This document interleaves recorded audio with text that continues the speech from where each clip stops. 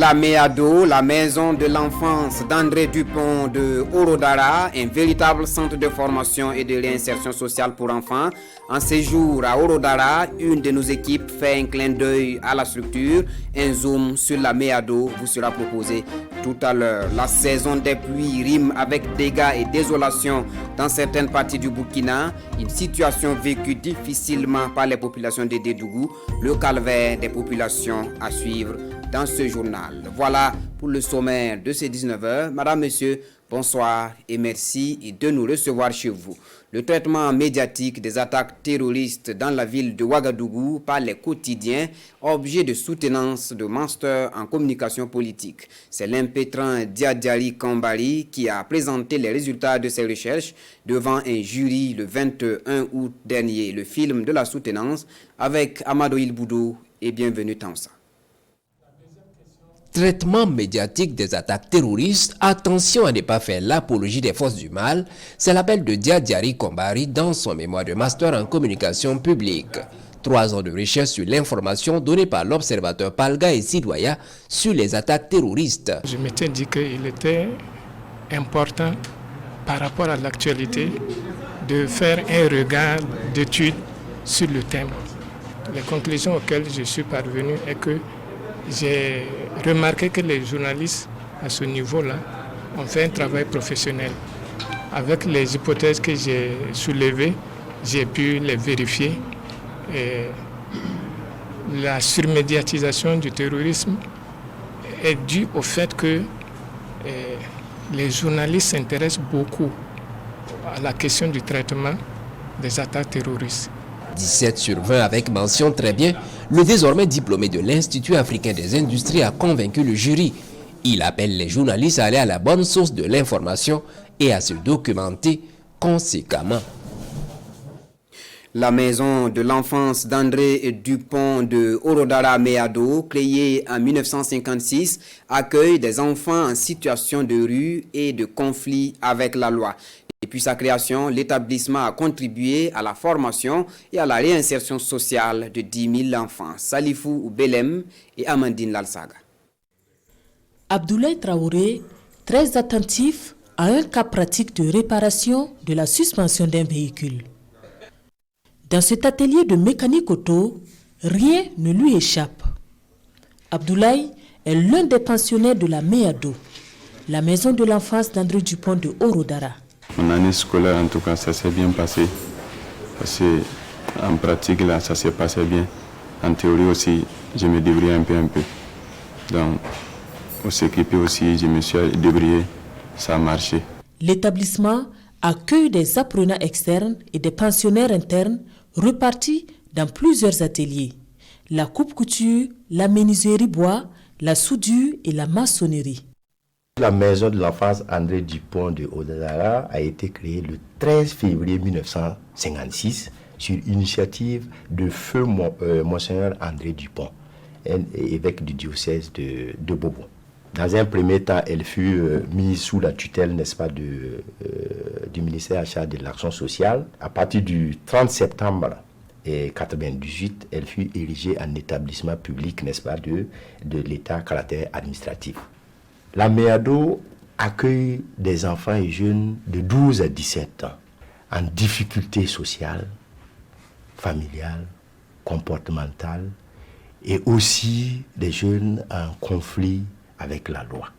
Ici, plusieurs jeunes retirés de la rue ou issus des maisons d'arrêt et de correction s'occupent, apprennent un métier et suivent les cours classiques. Pour l'année scolaire 2020-2021, la MEADO compte plus de 500 pensionnaires, un effectif largement supérieur à la capacité d'accueil de l'établissement. La capacité d'accueil, c'est effectivement 120 places. Nous avons par moment essayé de réaménager pour aller à 140. La réalité, avec 500 et quelques enfants accueillis, ça montre qu'il y a véritablement un besoin qui est là. Et à côté de ces infrastructures, on note aussi un certain nombre d'équipements. Voilà, nos ateliers sont vieillissants. C'est de travailler à un équipement, à renouveler les équipements. Malgré ces difficultés, la MEADO a fait des prouesses pour cette année scolaire. Les résultats engagés sont réconfortants selon les premiers responsables. Si on met de côté ces quelques cas de fugue qui sont en réalité une infime partie, voilà, il y a des cas où on sent que les enfants ont appris au contact des éducateurs au niveau de ces centres-là. Pour l'année scolaire qui s'annonce, le personnel s'organise déjà pour relever encore le défi, celui de donner un avenir aux pensionnaires et de leur permettre de renouer avec la société. La MEADO, la maison de l'enfance d'André Dupont de Orodara, a contribué à la formation et à la réinsertion sociale de 10 832 enfants, 3 731 en régime internat et 7 101 en régime externat. Parmi eux, des jeunes de la localité que l'on retrouve aujourd'hui dans plusieurs secteurs d'activité. Une journée de mobilisation communautaire en faveur de la vaccination contre le Covid-19. L'initiative est du réseau des associations intervenant dans le domaine de la santé et la direction régionale de la santé du centre. La journée de sensibilisation sur la nécessité de se faire vacciner a eu lieu en présence de Souleymane Sanou et Christine Koulibaly. Objectif, 200 personnes vaccinées contre le Covid-19 dans l'arrondissement 11 de Ouagadougou en cette journée. Et aux premières heures de la journée de mobilisation communautaire pour la vaccination, des dizaines de personnes qui tendent le bras. À leur tête, les leaders coutumiers.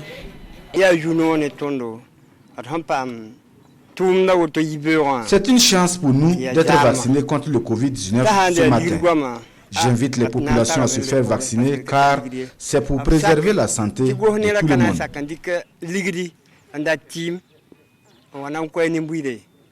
Protéger ces personnes contre les formes graves de la maladie, mais aussi faire d'elles des alliés dans l'atteinte des objectifs vaccinaux, c'est du reste l'ambition de cette journée de mobilisation communautaire. À la manœuvre, le RENED, le réseau national des associations intervenant dans le domaine de la santé, en partenariat avec la direction régionale de la santé du centre. Le ministère de la Santé a fixé un taux d'environ 70% au moins pour la population cible, ce qui permettra d'avoir une population protégée pour les actions à venir. Aujourd'hui, l'État fait des efforts pour que ce soit gratuit. Demain, l'État peut ne pas avoir des ressources humaines et les ressources financières pour pouvoir accompagner toujours ce processus. Donc il est bon vraiment que pour tous les Burkinabés qui sont disponibles aujourd'hui de venir se faire vacciner. Pour joindre l'utile à l'agréable, le RENED fait don de vivres aux leaders coutumiers de l'arrondissement 11 de la ville de Ouagadougou et des kits de prévention du Covid au gouvernorat de la région. Venons-en à ce titre du journal, les inondations dans la cité des Bankuis. Selon un constat fait par une de nos équipes sur place à Dédougou, l'eau des pluies remplissent les caniveaux et envahissent les habitations riveraines et autres lieux de commerce. L'ampleur du phénomène dans ce dossier que nous proposent Nabaïda Dabiré et Karim Ouedraogo. La cour de Moussa Kone est à proximité d'un caniveau. Il craint pour sa propre vie et celle de sa famille à chaque pluie. L'eau remplit le caniveau et envahit toute sa cour. Comme lui, ils sont nombreux à vivre cette situation dans la ville de Dédougou. À chaque fois qu'il pleut, on est dans l'eau. L'année surpassée, la pluie a fait tomber notre maison. La construction des caniveaux nous a apporté des problèmes seulement. Elle n'a résolu aucun problème.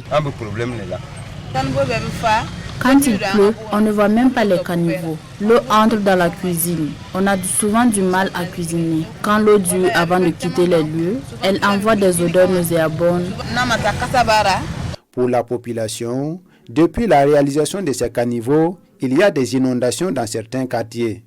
L'incivisme des uns et des autres est mis en cause, mais l'état de certains caniveaux y serait pour quelque chose.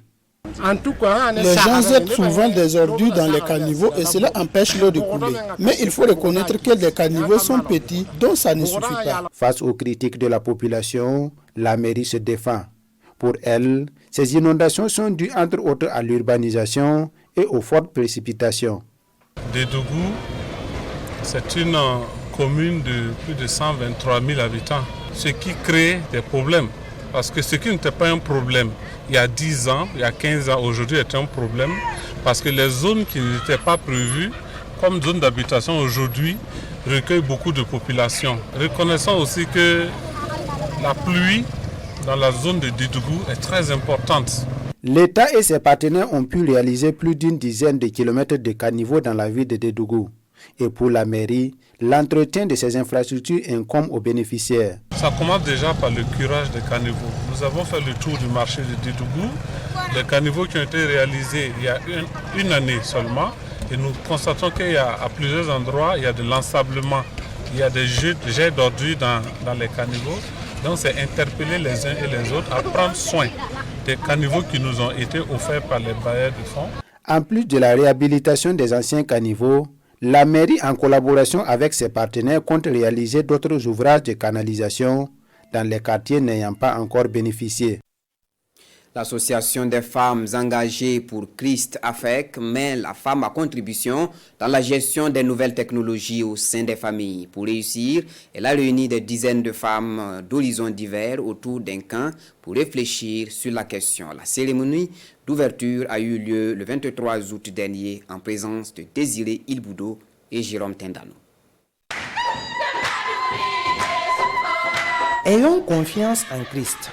Ce titre de la chorale communale de l'église évangélique Sim de Fadan Gourma plante le décor du camp de l'association des femmes engagées pour Christ.